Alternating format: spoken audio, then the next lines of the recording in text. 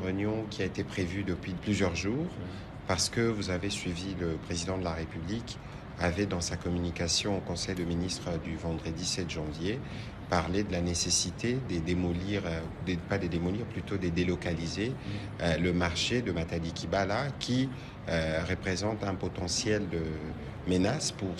les personnes qui le pratiquent parce que situé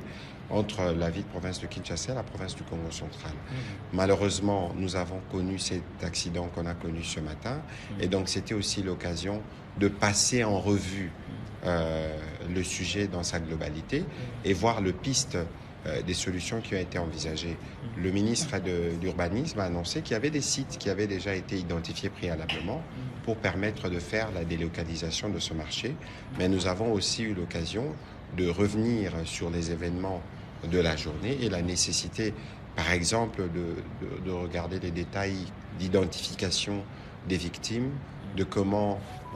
les obsèques doivent être organisées, parce que le gouvernement a pris l'engagement de le faire, et de voir aussi quelles sont les mesures urgentes qu'il faut envisager par rapport à la problématique globale qui se pose dans plusieurs coins de la ville de Kinshasa, où vous avez des habitations qui sont aménagées sur le pied